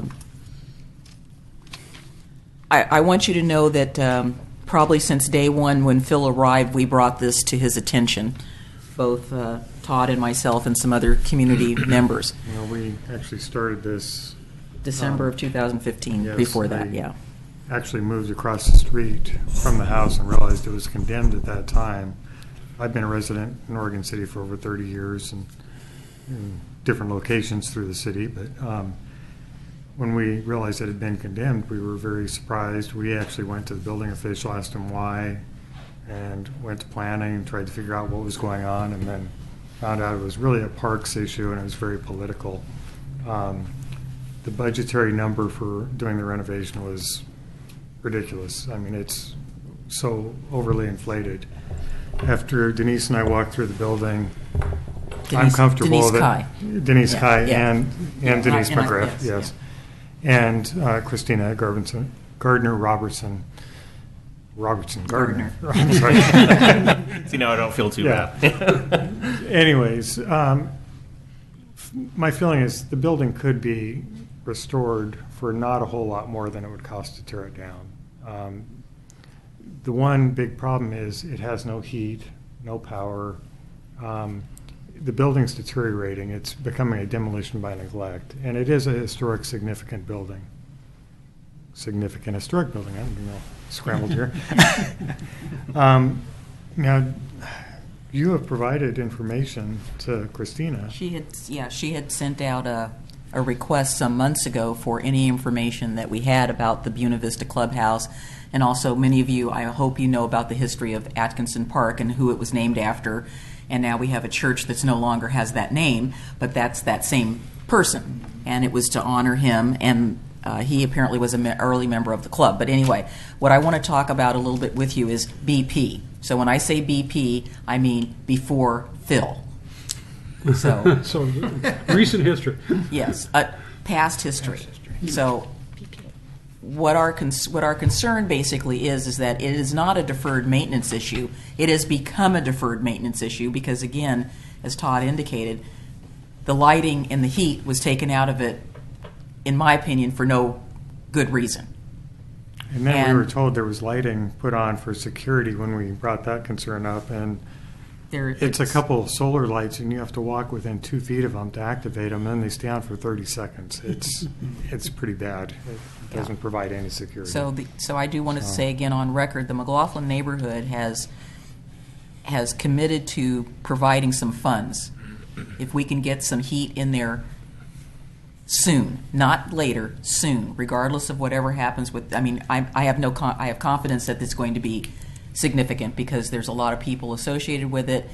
The history of the club is the information's out there. We have people who lived in the neighborhood, particularly Dr. Mabel Hardenbrook, whose house is still standing. It's a designated landmark. It's one of the first female dentists in the area. She was president of the club for many years. There's lots of information. And those two things with the heating and the lighting and the fact that we have campers in the park right now, I think the city has chased them away, but it's like a bad penny, they come back. So we need to do something about that immediately, and I guess your staff maybe knows that they're there, but we do have a homeless liaison now, so maybe the officer can kind of get on that. But again, it's BP. We want to see some action taken not later, but sooner, to at least stabilize the building. The city does have a demolition by neglect ordinance, and it would be really bad for us to put the demolition by neglect ordinance on ourselves, because we have done this to ourselves. I know it's humorous. It's kind of ironic, but it is an important resource. We were sitting around the other day talking. We have 11 different parks in the McLaughlin neighborhood, more than any other neighborhood in the city. And they're not new parks. And I see you have on the agenda Glen Oak. Yeah, it's fancy and it's new. It's got all this fancy stuff. And I understand that this is on the list somewhere of deferred maintenance priorities. But to me, it needs to rise to the top because the action occurred BP and something needs to be done now. We don't want to lose this building. It is historically significant. And, again, if you haven't been up there, please go during the day. There's not much to see right now. But, again, I've as you said, I've been there many times for events. We used to hold the Buena Vista neighborhood meetings in that building. We had comp plan update meetings in there. We've had neighborhood meetings back when we reconstituted the McLaughlin neighborhood in 1996. We've had a number of meetings up there. And, we would obviously do so again. Well, and 20 and 30 years ago, community schools had programs in that building also. Yeah. So, it's been actively used. I don't think it's really been marketed the way it could be. It's kind of been out of sight, out of mind, and what do we do with this? And, but it could be. And if Damon maybe was able to be here tonight, he would tell you he grew up in that neighborhood. He is the one friend that I've had that's actually gotten married there. And I was there. He's been married about 2 years, so I was last in it just before it closed up. He was surprised to hear it was closed also. Yeah. So there's a lot of people in that neighborhood who have been, bugging the neighborhood association. What are we doing? What are we doing? And of course we said, we will need you later, please. Where it's not just going to be us. It's got to be all of us working together. And so we're, the neighborhood's willing to step up and do what we can to try to help. Even if it's minimal heat in there, we'd be willing to throw in some money to help with that. Question. Thinking out of the box a little bit, but is there any possibility of a commercial partnership? Someone, I'm not saying Fowler, but let's say someone like him that wanted to use that as a venue for weddings or whatever, or community. Could it be a little cafe, that kind of thing? I think the zoning's really not correct for it. It really needs to remain a neighborhood park. And it is a very nice park if it were maintained a little better. Mm-hmm. It's a nice site. People don't know it's there. We have a regular group of dog people that are there every day. There is limited parking. There are maybe really 6 to 8 parking spaces there, but there's potential for a lot more in that slide area that Doug was talking about. Yeah, I'm trying to think when Damon had his wedding, there were probably over 30 people there, and the neighborhood absorbs them. Yeah, there was parking on the little slope and on the side, and then people figured it out. Mm-hmm. But you don't think the zoning, like a little cafe or something? I don't think the neighborhood would support it. It's really kind of isolated in terms of trying to do something retail. Right. I think it's kind of got to be marketed similar to, do you want an intimate park-like setting for your fill-in-the-blank event? Mm-hmm. Yeah. Well, the Parks Foundation happens to have a new member, Lisa Graytrek, who is an architectural historian, and she's affiliated with HDR, she works for HDR, and we've been seeking grants through them. We haven't been successful yet, but we're working on it, but this might be something right up their alley too. You need to mention what doing this kind of a thing. So we're having a meeting next Tuesday, and probably we could bring this up, and because I know I've been interested in this building myself, and brought it up at a previous PRAC meeting, and hoping that something could happen. So I'm really happy to hear that you're working on this. Well, and we volunteered services of our firm to get permits and assist in developing construction documents and everything, and getting the building itself into compliance. There needs to be some master planning effort for the overall park too, in conjunction with that. So I guess in conclusion, one of the questions I have with regard to the 30 I've been out and about all day today, so I saw the email last night, and I only responded to Phil saying that I had submitted the information I had gathered to Christina already. So is the planning staff going to be putting together this report? Because I don't think you have anybody on your staff that's really qualified to do this historic inventory work. I definitely am not. Yeah. So I'll be working with Christina. Okay. Once the information is in hand, after the information has been received back from SHPO, I will then be coordinating the efforts with the stakeholders to determine next steps. So Christina and the planning group will be working on filling out the information and submitting to SHPO. Okay, well, I will circle back with her because, like I said, I already gave her what I had. So I will circle back with her to make sure that she actually still has it. I have it in a folder on my computer so I can access it quite easily. So if she's somehow, like we all do, misplaced stuff, which I do frequently, I can resubmit that to her again. But I will double check with her. Phil, so what I'm hearing is the McLaughlin Neighborhood Association has some funds that they would like to put toward turning on the electricity and the heat back into this facility. How much would that cost to do? We've been asking that question. Yeah, I don't have a number readily available. To my knowledge, it has been completely disconnected. Not just turned off on site, but the utilities have been completely pulled out by the utilities. So it would be a good sized investment. Well, is there a way that as a unofficial arm I can get that information? Because I've been asking for that information for over a year. Again, BP. Just want to make it clear, BP. Yeah. So I'll commit to you that within the next couple of weeks, I will try to determine what that cost would be and provide that information to you. Because there's a couple of people that I know that are electricians that I would like to try to kind of strong arm into helping us, and we've had someone in our neighborhood who has HVAC experience and that said that he would be willing to help with getting some minimal heat in there. Well, the gas furnace is in good shape. Okay. It's just the gas Qualified and the electricity have been disconnected. Okay, well, that's what we need to find out from our dear friends at PGE and Northwest Natural, I guess. Yep. So we look forward to the next time that we see you, that we tell you at least there's some heat on in there and that there's some lighting so that if somebody walks up to it, it's like lights up and it's not sitting there in the dark. Yeah, we were hoping that would have happened like September of last year. And I would like to, I don't remember, was it secured very well when you got into the building and took your tour? Is there a potential for vandals to get in there and do damage? Surprisingly, it has not been vandalized. Mm-hmm. And the building is actually in quite good shape. Mm-hmm. Since it's been neglected for almost 2 years now. Right, going to have some moisture inside. No, it's got a good roof on it. It's insulated. It's actually performing pretty well.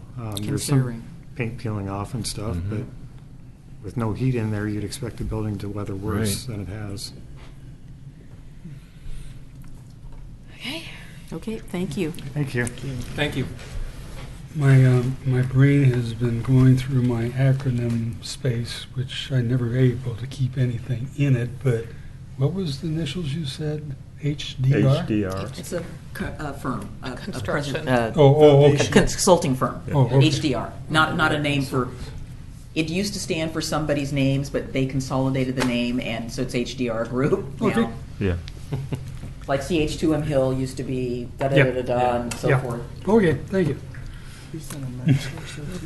And we do have one comment form that is for an item that was prior to where we're at on the agenda under general citizen comments on issues not on the agenda. So I guess the question would be to the chair if you would maybe open back up citizen comments. Citizen comment, 3-minute comment period, would we could handle that within our meeting schedule tonight.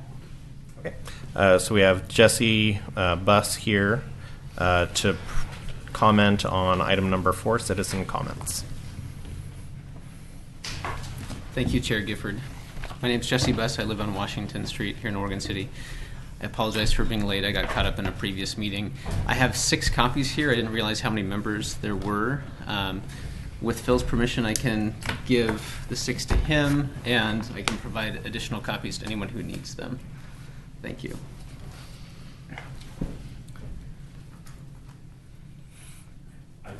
I have this. Is this the same thing? This is the same thing that okay, you I have, can Roger. give mine up to somebody that needs a hard copy. Okay, thank you. I'm curious. So this is something that was recently discovered as part of the McLaughlin Neighborhood Association's research pertaining to the litigation for Waterboard Park. I've been given permission by the city's attorney to address you tonight, so there's no ethical problems with me addressing you tonight, though I understand you've been instructed not to ask me any questions, which is fine. I just want to tell you what we've found.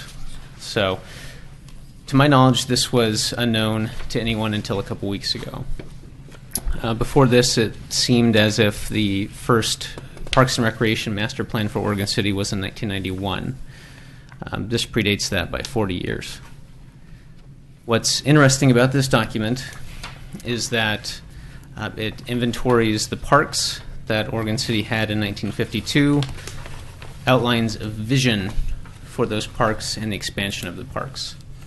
I encourage you to read through it as it pertains to the entire city at that time, and could and should inform this group as per its recommendations to the City Commission pertaining to multiple parks, not just Waterboard Park.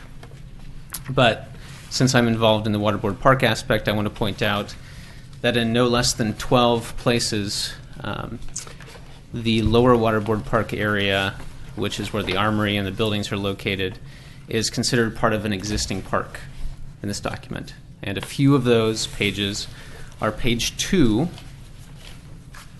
This is under the existing parks section, and it describes Waterboard Park and specifically a 1935 plan for the development of the lower area, which is where the armory is and the other buildings are. Page 9 is a map, clearly labeled existing parks and recreation areas. The entirety of Waterboard Park, including Lower Waterboard Park, is designated as existing park on that page.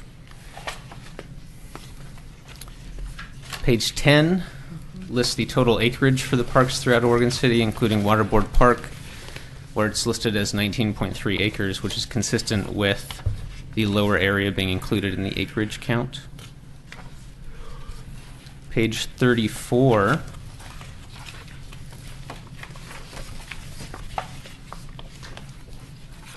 talks about the neighborhood parks that are existing, talks extensively about Waterboard Park, its total of 19.3 acres, and how every effort should be made to clear the lower flat ground at the end of John Adams Street so that several acres of Central Park area may be reclaimed and put to vital permanent use as a park and a recreation center. Page 35 also shows existing parks in an outline format, which includes the Lower Waterboard Park area. Page 36 is the same on a city level. This also includes a very interesting proposal for a neighborhood park loop, which I don't think was ever constructed, which would have connected the major parks, including, even back then, the forethought for Newell Creek Canyon, which is under development. And my favorite part of this document is page 43, which is the proposed recreation center in Waterboard Park, which we already know was considered an existing park in 1952 based on this document, and shows, especially in the lower area, heavy development of a recreation center, which would have included the park's headquarters. Shows the armory, which was existing, which was built in 1947, an outdoor theater, tennis courts, parking lots, a dance area, basketball court, etc. And page 44 describes that development as well. So I know this group doesn't have any decision-making authority regarding the current litigation, but to the extent that you're an advisory committee regarding what should be done with Oregon City Parks, I thought this was important to be brought to your attention because this is a group that provides vision for Oregon City's parks moving forward, and not only regarding Waterboard Park, but other parks as well. Thank you. Thank you, Jesse. Thank you. Thanks, Jeff. Where did you find this, by the way? This was at the Oregon City Library. Really? In the reference section. Huh. Yeah, good research. Joyce? Would it be appropriate if I made a motion for a future agenda item? I second that. I would say that due to pending litigation, there should be no decisions made based on this topic until further notice. So way in the future. Correct. All right, we'll do it then. Thank you. Thank you.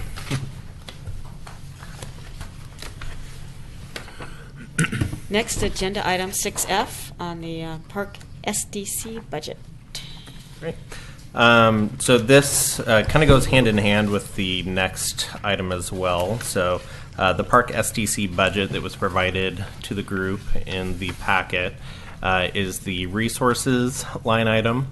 I was going to also attach the expenses budget, although it is fairly minimal. So what we currently have for expenses is primarily tied to just administrative costs, and then proposed budget, assuming we were successful in the current biennium with the grant that was put forth to the state parks for Glen Oak Park.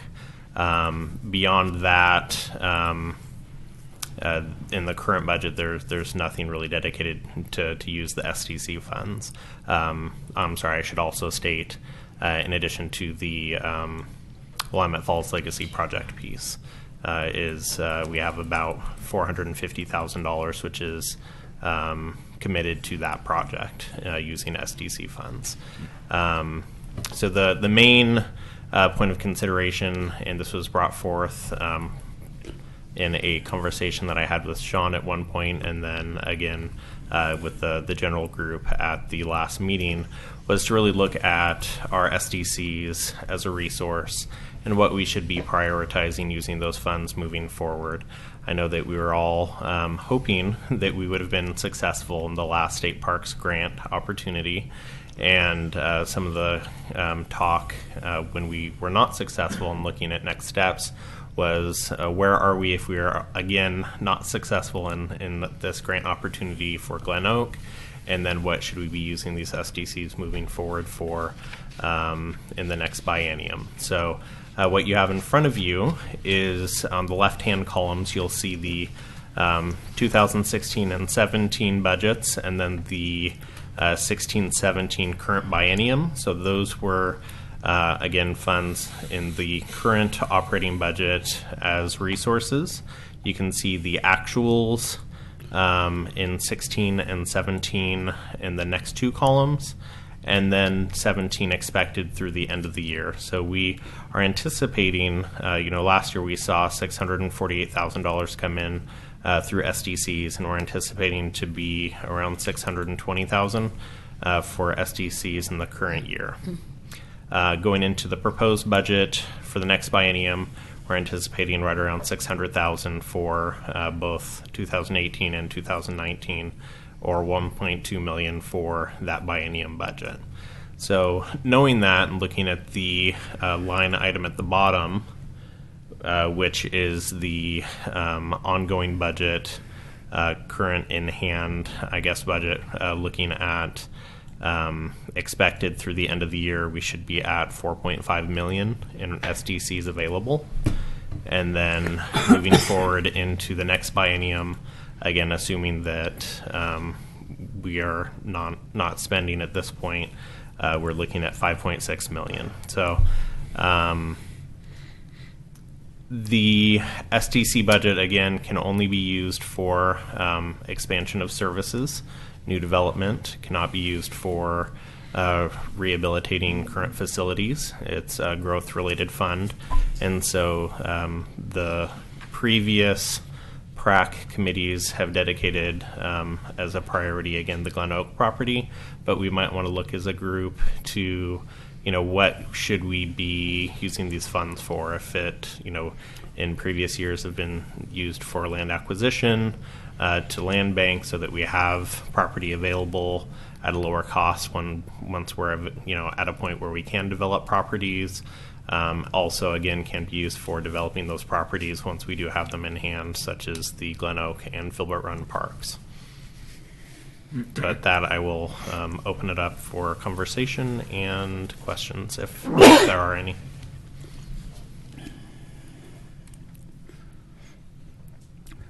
I guess I don't. These monies accrue over time. Is that correct? Correct. So we show the reason I'm asking this question is: are there anticipated costs? We show at the proposed budget at 2019 the amount available drops, and I was wondering why that was true. So the amount available in 2019. Yeah, from 2018 there's a drop. Everything it seems to be increasing all from year to year all the way to that point, and then. I think that would be because of the. In the 2019 budget, we have funds being used for the the Willamette Falls project. Oh, okay. Yeah, so those are part of those Willamette Falls. When you say that the money can only be used for new development, does that mean a new park, or could it be new additions to a park? Equipment or anything like that. Primarily it can be used for expansion of services. So it might be something that, you could use it for a new development within a current facility.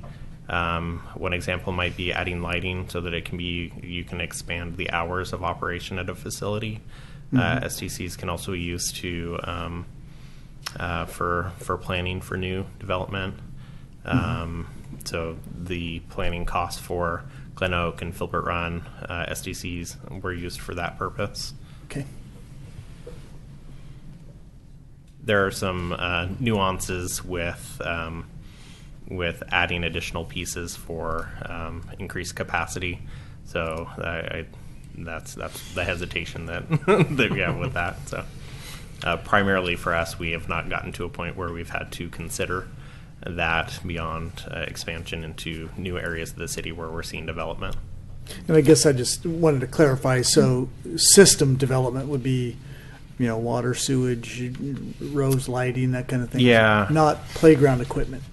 It can be used for playground equipment. Okay. So the SDCs, we receive SDCs from development. So when a new house is developed, currently I think it's $4,800 is charged to that developer per home that is developed, which goes into the SDC account. That is to be used to develop those services for those families. So similar to SDCs that are charged for water, transportation, sewer, storm services, and parks. Okay. Is that the case also if a park's already been developed and then a year later, for example, it's opened, that you can still bring in, for example, lighting into the park? There's no existing lighting, so you can bring in new lighting. You can still use those funds for existing parks, not just new parks brought in. Yeah, and that's one of those nuances I would have to go in and really look at, because there is a percentage of SDCs that can be used on specific projects and things like that. There is and again, I would have to familiarize myself a little bit more with the SDCs language in the Oregon State regs, but it would be it is possible, but it would not be a flat 100% availability. It also has to be within our capital SDC list, which currently we do not have expansion of current parks capacity as our SDC items that are eligible. It seems like with Portland parks that the SDCs, you couldn't replace existing lighting with better and new improved, but you could, if it's deficient in that area, you can bring in lighting for it. But again, it's all about the detailed wording. Yeah, it's adding capacity. So if you already have lights that are, there for a purpose, you would not be expanding the capacity of that park to provide services to the community by replacing those with other lights. But if you are adding lights to an existing park to extend the time available to use that facility, that would be a capacity expansion, which would be, in theory, SDC eligible. Now, SDC funds were used to purchase, like, the property for Filbert Run Park. Correct. And funds could be used to develop that property for the first time. Correct. Okay. Yeah. So those. So looking at currently, again, what we had proposed for budgetary use in this current biennium would be for the Glen Oak property development, anticipating the grant funds that would have been received if we were successful in our grant opportunity.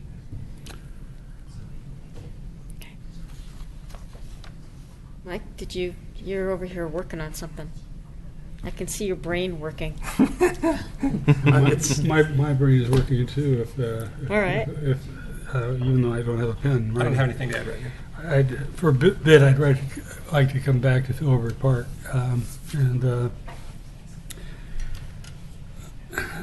It seems that there might be some phase one things that can be done there without a great deal of expense. And I mentioned the stream.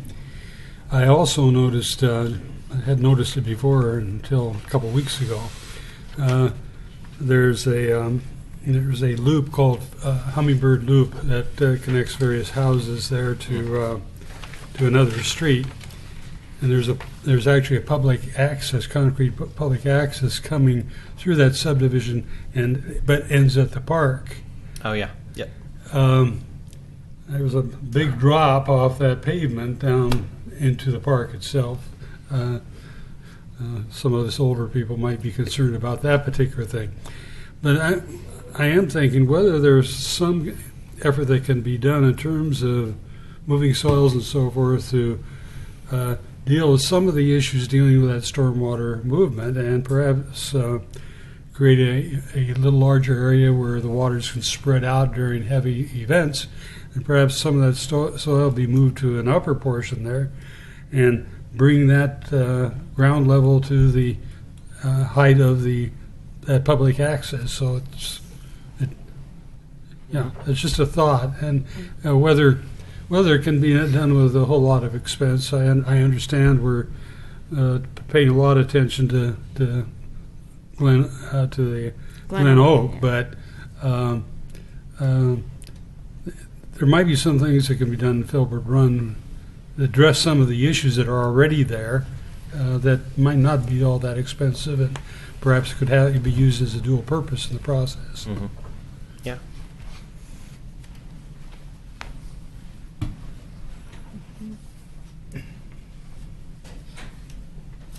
I wish Sean were here. Yeah. So this is mostly information for us only. Yeah, so at this point it's information, and we can if it's of interest, continue the conversation till next month. Yes. And particularly after we discuss the next item on the agenda, being Sean the and Glen Chris, Oak yeah. property, and then looking at next month maybe, or maybe even after the month after, looking at maybe doing some additional planning. I would say that if it's something that is of interest in using some of the SDC funds in the current biennium, that it would be advantageous to probably have that determination sooner than later, as the budget committee begins to look at documents on May 1st. And we might have a little bit of wiggle room up to that point if I sweet talk finance. Okay.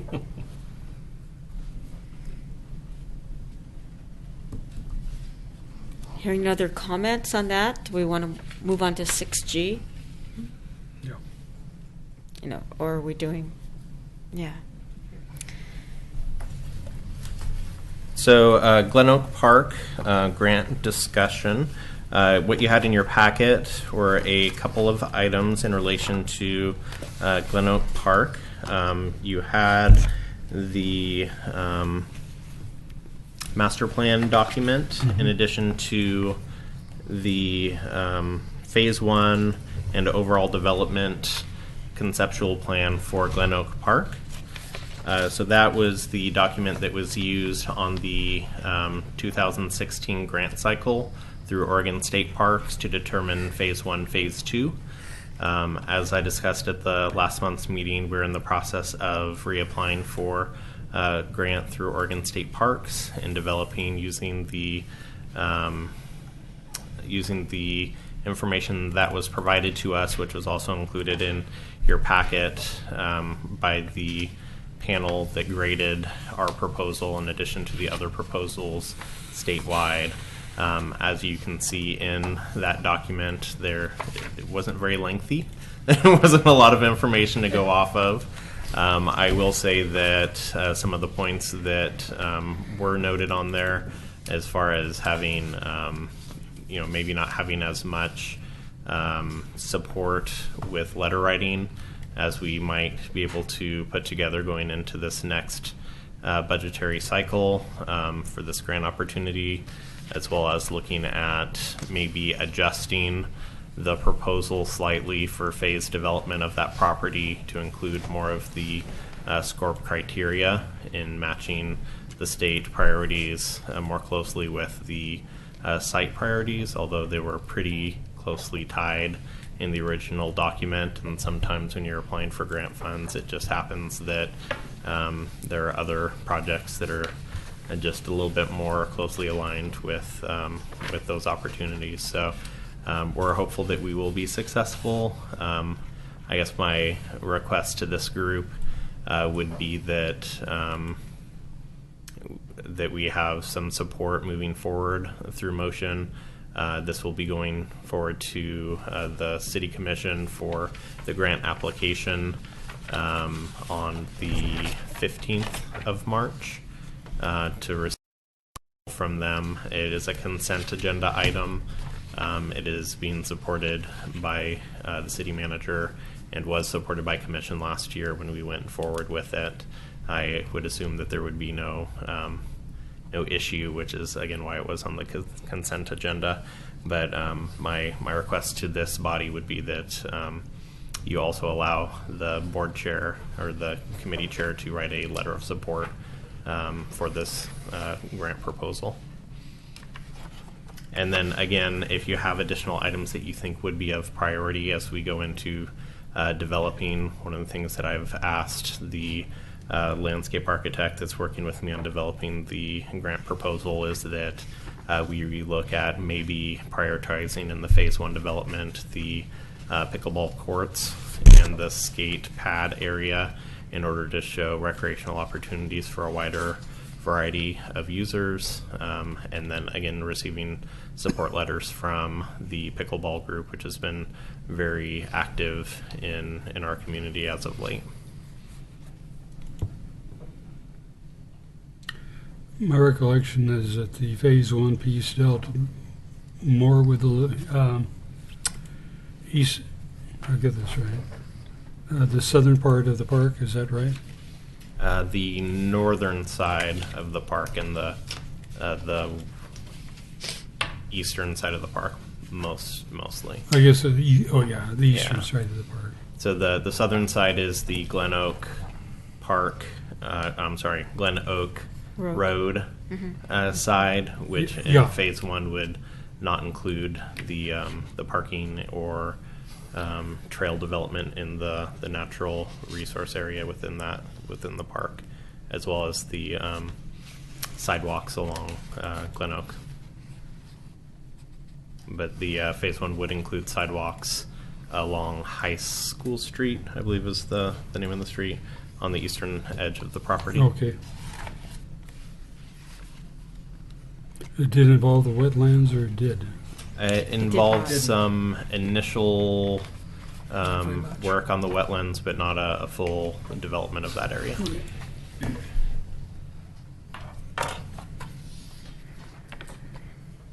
When I was looking at this thing, the one thing I noticed, trail connectivity was mentioned by 2 different scorers, and I assume that was a negative comment, that there wasn't enough. Yeah. So is that something you're going to address again? Yeah. So we're looking at. Some of you might be aware that the college is putting some trails through their property, which is very close to the Glen Oak Park property as well. So we're working on the consultant is working on putting together more pieces that would show a connection with the other active transportation options in that area. Now, there's a trail that connects the college to the high school, I think at the upper end of what's called High School Avenue there. Is that the connection that you're Exactly, looking yeah. at? So showing that further connection through the high school and to the college as more of a citywide resource. 'Cause I think the high school got a planning grant for that segment. Mm-hmm. Yep. Right now, it's just a gravel road, but Yeah. they want to pave it. Is that the idea? Through the high school? That piece between the high school and the college. Oh, yeah, I'm not sure what I haven't been I think it's only fully pedestrian informed. bike, though. I don't think it's intended for road purpose. Right. They've got pylons there that block any traffic, but Yeah. but it's just gravel now, and so I kind think of they hard were to ride a looking bike through. for paving and for lighting. Yeah. Roger mentioned earlier that the foundation meets next Tuesday. I assume you would like to have a letter of support? Yes. So, okay, I'll ask the group for permission to write that, then I'll get that to you, assuming that they'll agree. I think they will. And is there a motion for a letter of support for me to write? So moved. Second. Mike moved. Lisa was nodding her head. I'm going to say Lisa second. I had something, I was thinking 2 things at once, so, yeah, that's... So, is it relevant to this? A comment on this, or can no, we I take our was vote? envisioning the park in my mind, yeah, and what it'll look like. So we need to take a vote on that? All in favor? Aye. Opposed? Letter writing it will be. Thanks, Thank you Mike. very much.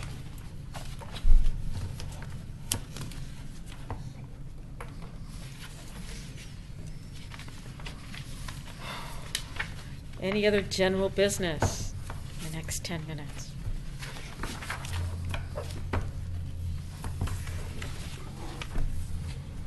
No other general business? Not fulfilled. Time for member reports. We're going to start down there with Roger. Thank you. I have some items for the Pioneer Center. Tax appointments are full through April. Pedicures are full for several months through April. The center will be closed spring break for the maintenance and cleaning. And the ballroom floor will be resurfaced and resealed. Is there something? No, I was just talking about that you could do a tax appointment and your pedicure at the same time. Same time. Is it deductible? It's very efficient. I do it all the time. I was dreading reading that one line. Yeah, you just knew that was low-hanging fruit, didn't you? Okay. Anything else? That's it. Thank you. Okay. Lisa? I don't have anything specific to report, but more of a comment. And we're talking about parks and acquisition.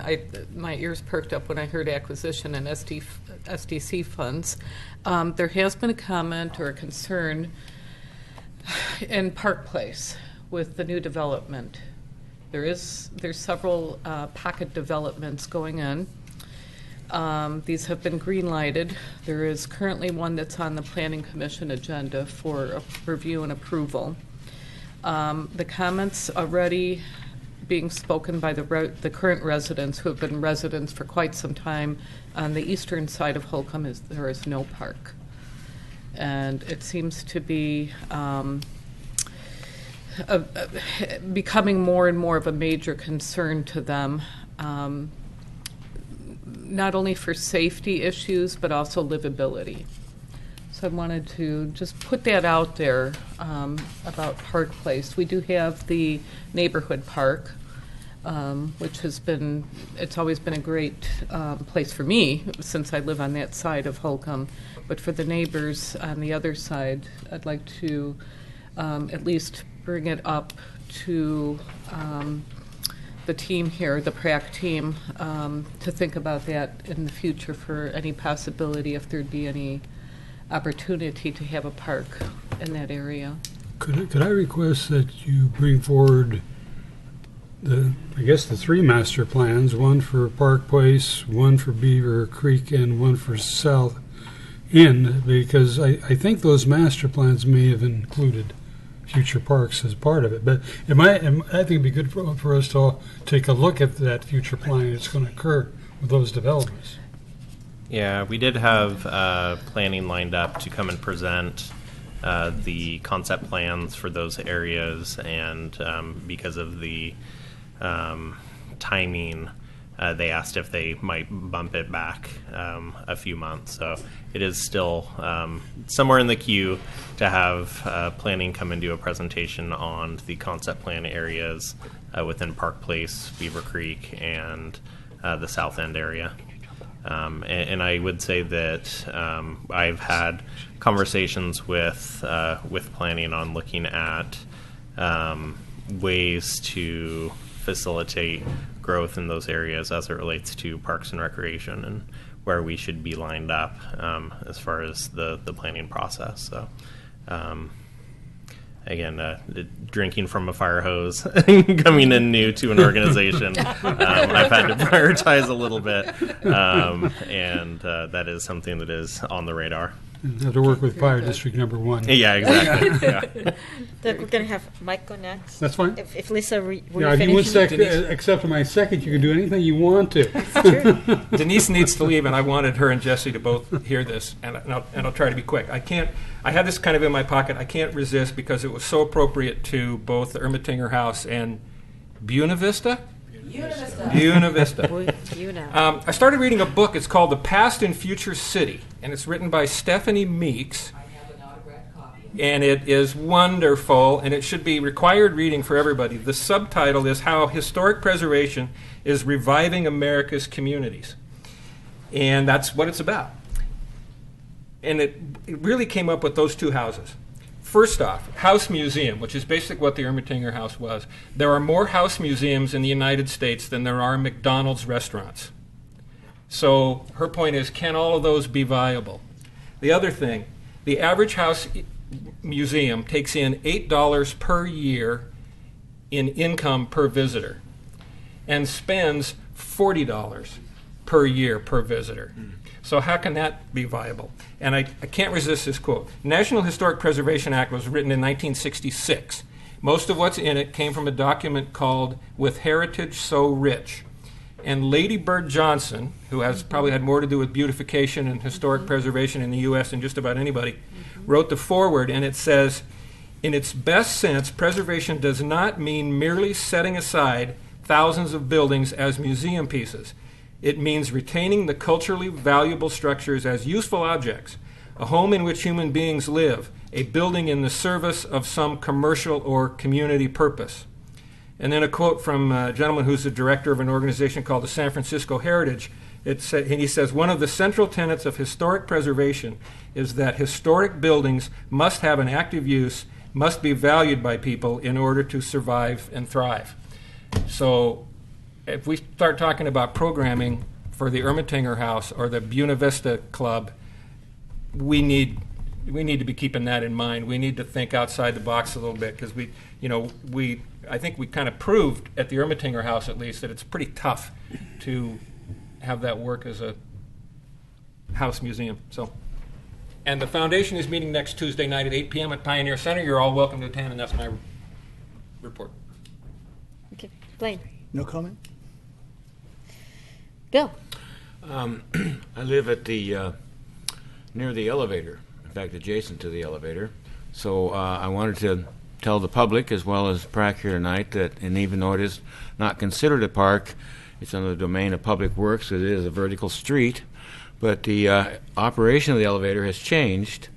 A new bid contract was awarded to the Downtown Association, and they've got some interest, of course, in making that elevator part of what they do, and they've notified folks that the elevator is the top draw icon in Oregon City.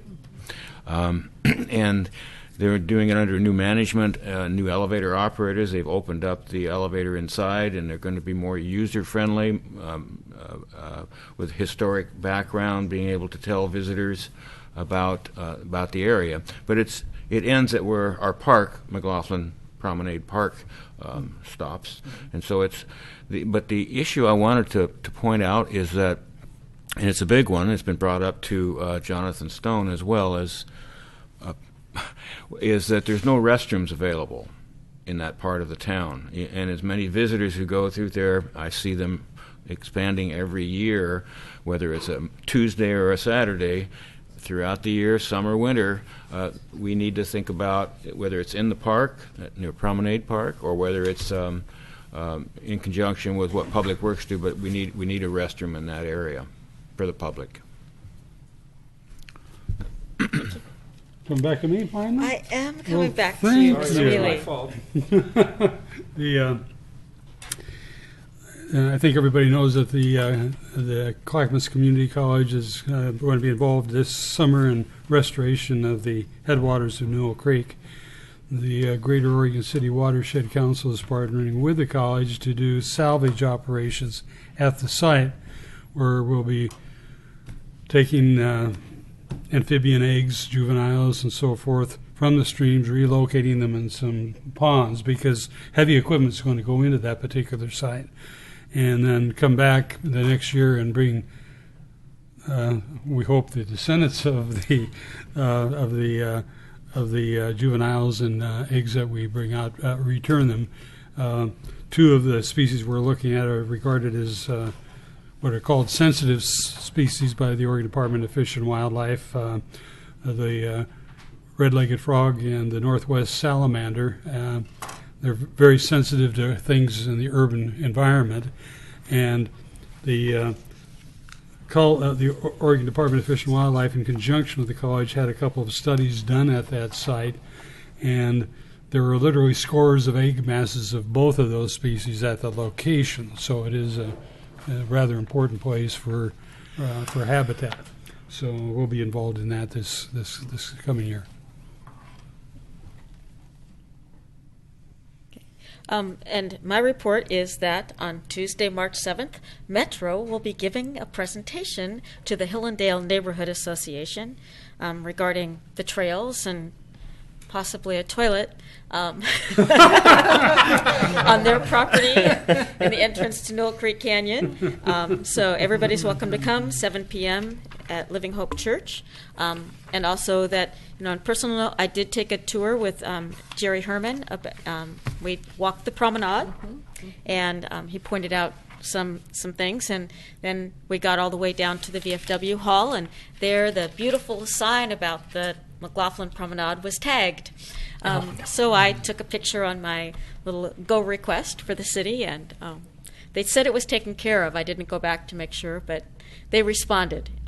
So, that's what we have for the city. So keep your eyes and ears open, and the weather's going to warm up soon. But I'm looking forward to a snow day tomorrow morning. Just, you never know. The hailstorm this afternoon was a lot of fun. So if there's no other further comments, we need to talk about future agenda items. I would like to make a proposal. May I? Are we talking is that for Phil? Yeah, so I would ask, Recreation report. do you want me to do staff reports first before future agenda items? I saw that staff reports, so did all of you get a chance to read the recreation reports that were sent to us? And the park operations facility, we need to talk about that one. Yeah, so I'm passing around the staff report that went before City Commission for the goals retreat. On one side is the report, which is pretty basic, and then on the other side is a conceptual plan that was done by a local firm for the shop and what that might look like. We, as a staff, Community Services is going to be presenting to City Commission at the April 11th work session date, and presenting a proposal for the park operations shop.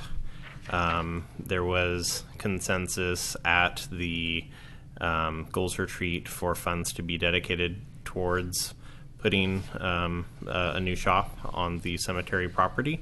There was some hesitation from the group in terms of the pricing that we did get back on. Again, very rough estimate pricing on what that facility might cost. Currently in the proposed budget, we have $500,000 dedicated towards the park operations shop. And so work that we are going to be doing leading up to the presentation in April is going to be around refining and giving additional background information on the associated cost with that facility. Just if you have questions or anything, I'd be happy to ask, but it's just more information for you. I'm assuming that at the next meeting I'll be able to provide more detailed information for the group. You show two of those orange boxes being demolished. There's a third orange box. Is it going to remain, or is it to be demolished too? I handed out all my copies, I believe. Oh, no, I have one.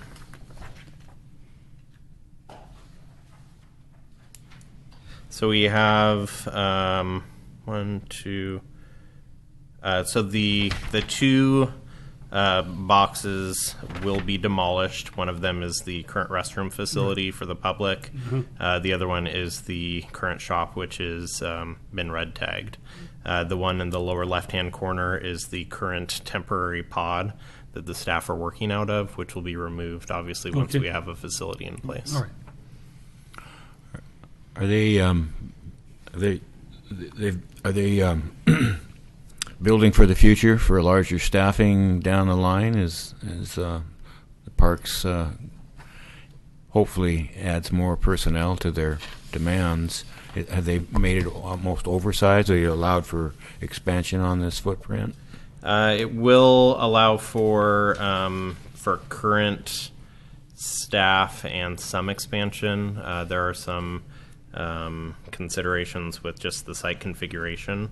Moving forward, we do have the rest of that block, which is our current staff office building, which has some capital needs in and of itself, which if we decided to expand further in the future, we would be able to most likely use that property for future development.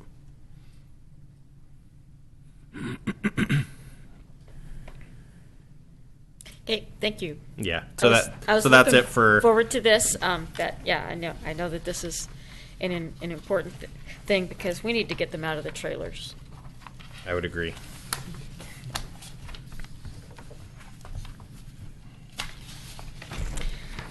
So, did anyone have any questions on the recreation report? Oh. Or did you have? No. Okay. Now, future agenda items. I had an idea that perhaps at some point that we could actually at some point this year, sooner the better, look at maybe a master plan development for Atkinson Park. That's part of the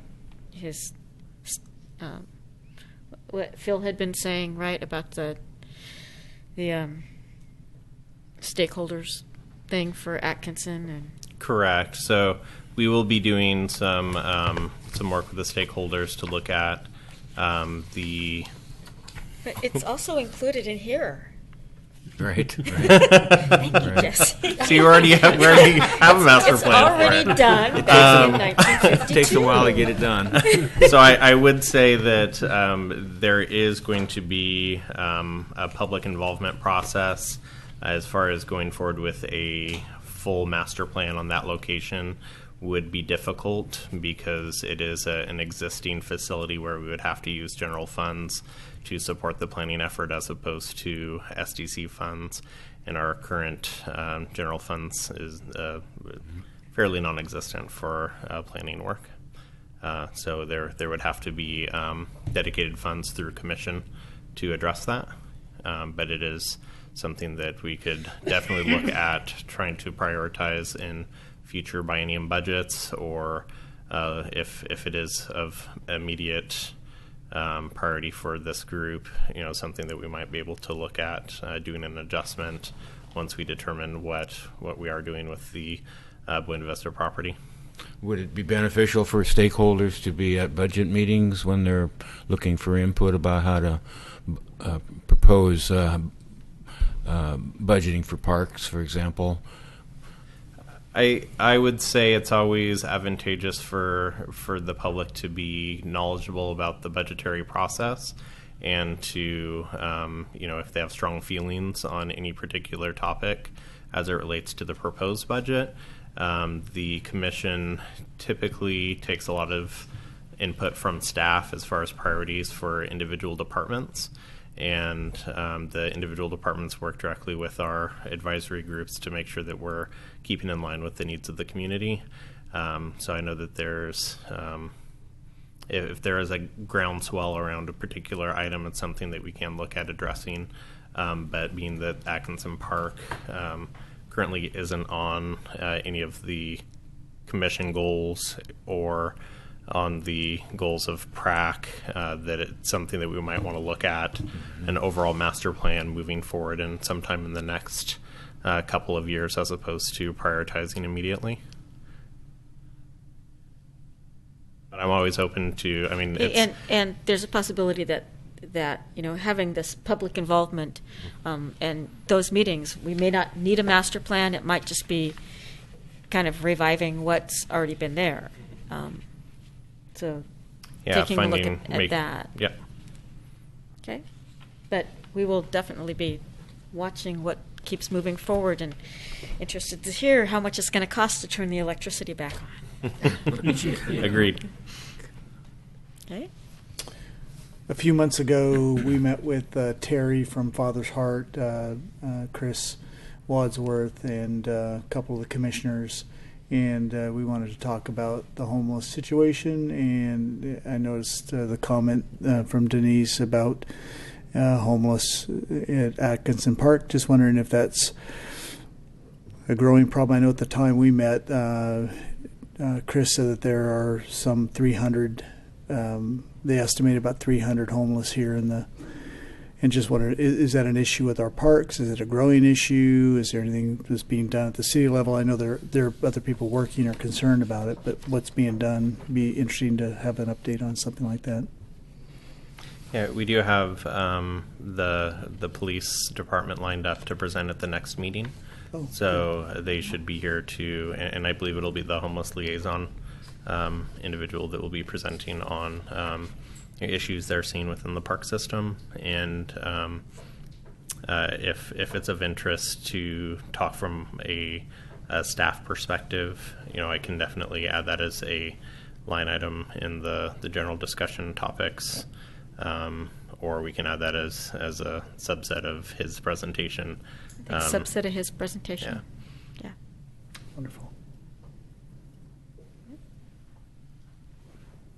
Anything else, Mike?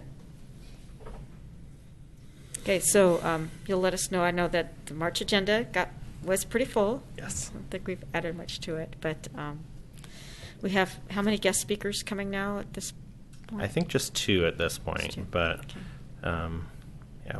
I'll let you know if any others sneak in. And I forgot to check to see if that March 23rd meeting, is that during spring break? It's the week before. The week before. So I'll be in we could town. give you a hall pass if need be. Any other things that need to be discussed?